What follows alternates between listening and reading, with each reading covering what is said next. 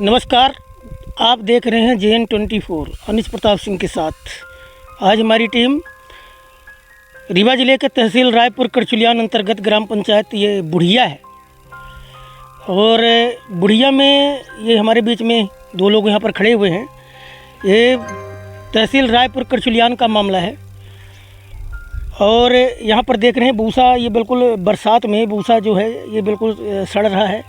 यहाँ पर शायद इनकी घर बना था और घर ज़मीन दोज कर दिया गया, जो कि शासन की गाइडलाइन के अनुसार ऐसा नियम है कि जिसके रहने के लिए एक भी ज़मीन नहीं होती, भूमिहीन होता है, उसको यहाँ की सरकार पट्टा दे रही, भूखंडों का पट्टा दे रही है। और जिसके पास भूमि नहीं है वो कहीं भी यदि घर बनवा लिया है तो उसको वहाँ पर रहने की अनुमति भी देती है। और ये जो परिवार हमारे बीच में खड़ा है ये सेन परिवार है। इनके साथ जाति की गई है, जो कि ये जो उनका ये भूसा जहाँ रखे थे, ये सार्वजनिक ज़मीन थी, वहाँ पर ये भूसा रखे थे। और यहाँ पर उन्होंने घर भी बनवाया था। और हर जगह करीब करीब बहुत हरिजन आदिवासी, कहीं किसी भी क्षेत्र में आप जाएंगे तो बहुत सारे लोग शासकीय ज़मीन में घर बनवाए हुए हैं। जिसके पास कुछ नहीं है तो आखिर कहाँ जाएगा? तो शासन की शरण में जाएगा और सरकारी ज़मीन में ही घर बनवाएगा। लेकिन कुछ असामाजिक तत्वों द्वारा इनके घर को गिरवा दिया गया, भूसा बिल्कुल सड़ गया, ख़राब हो गया। क्या उनकी रंजिश है? क्या चाहते हैं वो लोग? क्या उनकी मंशा है कि इस परिवार को लगातार विगत कई वर्षों से परेशान किया जा रहा है? कभी घर गिरवाना, कभी ये करना, कभी वो करना, मतलब इनको तंग कर चुकी हैं। अभी पिछले दिनों ही गिरवाया गया था। तो आइए हम उनसे सीधे जुड़ते हैं कि उनकी पीड़ा क्या है, उनका कष्ट क्या है, वो क्या कहना चाहते हैं चैनल के माध्यम से। क्या नाम है आपका? दिलीप सेन। बताइए, ये भूसा उसा अपना के सड़ी गया है? भूसा सड़ी गया लाग है। उनको छोटा भाई दिनेश सिंह, वो जमीन में शुरू में हमका बसाए रहे है ना, तो वहीं से निस्तार करत रहे। इसके छोटे भाई दिनेश सिंह और बेला और विजेंद्र सिंह के। और ये मामला क्या है, कैसे इसमें बताइए। तो एक के बाद सरकारी हो गई जमीन, पट्टे में रही उनके, फिर हमारे घर द्वार सब बेच दी। तो हम लोग सब बाढ़ सागर के शरण में गए। तो बाढ़ सागर के शरण में गए तो फिर सरकारी हो गए। तो अगर वो पैसा मांगत रह गए और कहीं के खाली कर।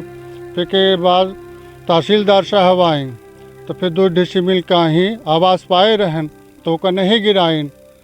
एक के बाद मामला फिर ठंड हो गया रहा। फिर एक के बाद बीच में फिर नए तहसीलदार साहब आए, तो उनके बाद बेला सिंह शिकायत करी और जी अदालत के मुकदमा चलाइन। तो एक के बाद फिर SDM साहब हमको जेल भेज दी 15 दिन की लानी। तो हम जेल चले गए। फिर एक के बाद बेला सिंह ताकत लगाए रहे कि जेल से न छूटे पावे। तो जेल से फिर हो गया ठाकुर कुछ और जमानत लेके छुड़ा लेकिन। हाँ, तो अभी बीच में तंगी कह रहे हैं। तो अब ना वो तहसीलदार साहब आए रहे काल परसों, तो घर मड़ई भैंसी जानवर कर रखे रहे, तो उनका मड़ई गिरा दी। अब बेला रोज निकाले लगे हैं कि अगर नहीं निकल बे तो पुन के जेल कराओ, इधर उधर से धमकी दे था। तो यह है साफ सगला जानवर खातिर भूसा चुकी गया, सड़ी गया। अब हमारे जानवर 4-5 ठे हैं तो का खाएं भूसा? तो पूरी मड़ई गिरा रहे हैं।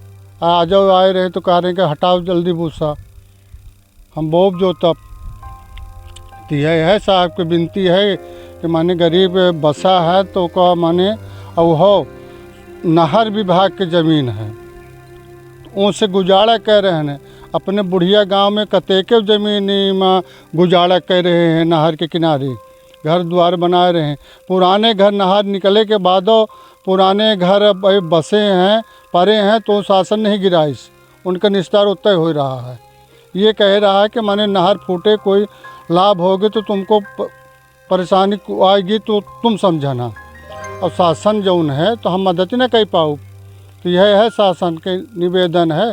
तो हमको बेला सिंह तंग कहे हैं और भूसा हटा रहे हैं। तो मैंने कैसे कही तंगी का निकले नहीं देता ही। आप क्या कहना चाहते हैं? यही बात है कि अब मूसा रखा हुआ है अब आषाढ़ महीने से कहाँ लेके जाएं भूसा 7-8 ट्राली भूसा है, बताइए पन्नी ढक के रखे हैं। मंगलवार को आए थे, लगता है सड़ भी गया है, इधर पूरा आधा तो सड़ ही गया है।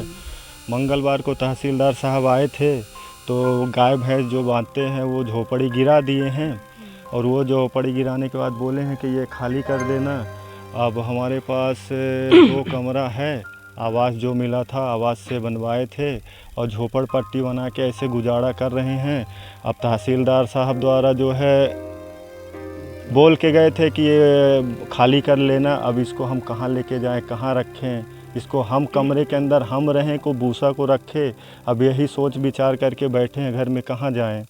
तो ज़मीन नहीं है अब? ज़मीन हमारे पास नहीं है, हम भूमिहीन व्यक्ति थे। एक भी ज़मीन नहीं है? एक भी ज़मीन नहीं है, पट्टे की ज़मीन नहीं। 1-1.5 डिसमिल है, तो वो भी पड़ी है, विवादित पड़ी है, और यहाँ पे जो है रह रहे हैं।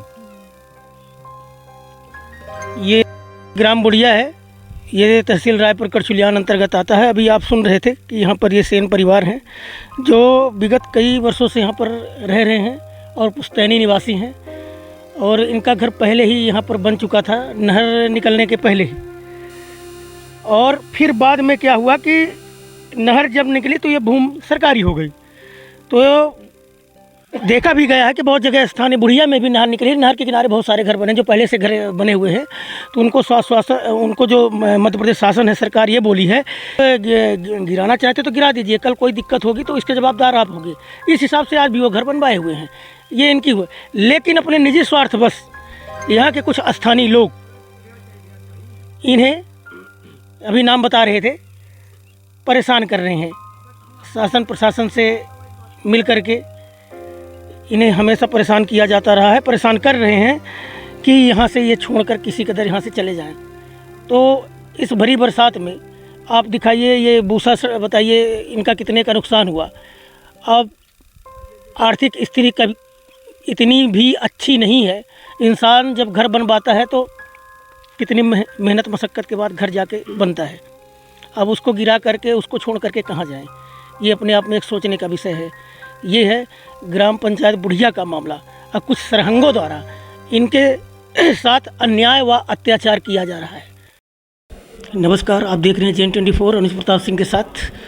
हमारी टीम आज तहसील रायपुर करचुलियान में है। हमारे बीच में तहसीलदार महोदय बैठे हुए हैं, और के द्वारा बहुत ही सराहनीय कार्य इस समय किया जा रहा है, अतिक्रमण हटाने का काम।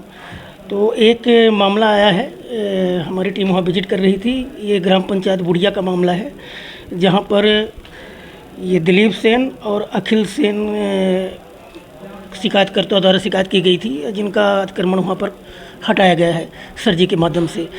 तो वहाँ के ग्रामीणों का कहना है, जो कि ग्रामीण यहाँ आवेदन भी है, ये न्यायालय में शायद ये आवेदन आया है, इस पर प्रकरण चल रहा है। तो ग्रामीणों का कहना है कि जो शिकायत करता था तो वो भी शासकीय ज़मीन को अधिग्रहित करके अपना घर बनाए हुए हैं। तो उस गरीब का यदि घर हटाया गया तो उनका अतिक्रमण क्यों नहीं खाली करवाया गया? ये तो फिर भेदभाव का ऐसा मामला सामने क्यों आया? नहीं, ये मामला जो भी चल रहा है वो न्यायालयीन है, उसमें भी जल्दी कार्रवाई की जाएगी, और विधिवत सुनवाई पश्चात उसमें आदेश करके और जो भी निर्णय होगा उसके आधार पर क्रियान्वयन किया जाएगा। और सर, इस समय आपके द्वारा बहुत सराहनीय कार्य किया जा रहा है, जी, क्या संदेश देना चाहते हैं? जैसे कि रायपुर में कुछ नालियाँ बजी हुई थी। नहीं, यही है कि जनता की जो समस्याएं हैं उसमें यथासंभव जो भी हो सकता है प्रयास किया जाता है, चाहे अतिक्रमण का मामला हो या अभी वर्षा काल में पानी निकलवाना और वाटर लॉगिंग रोकना, ये सब काम तो जो भी यथासंभव कार्रवाई है वो की जा रही है। जनमानस में गरीब अमीर सबको ही होते हैं, सबको बराबर न्याय मिलना चाहिए, यही आशा लेकर गरीब तबका वर्ग भी आपके पास आता है। तो इस विषय पर आपका क्या कहना है? बिल्कुल बिल्कुल, ये पूरा प्रयास है। मामला है तो नहीं, इसमें किसी भी गरीब या असहाय के विरुद्ध अन्याय नहीं होगा, ये हम लोगों की सबसे पहली प्राथमिकता होती है। वरिष्ठ अधिकारियों के भी यही निर्देश है कि जो न्याय है वो बिना किसी पक्षपात के किया जाए, उसी का हम प्रयास भी करते हैं। तो ऐसा सबके साथ बराबरी से न्याय होगा, यही प्रयास है। बहुत बहुत धन्यवाद सर।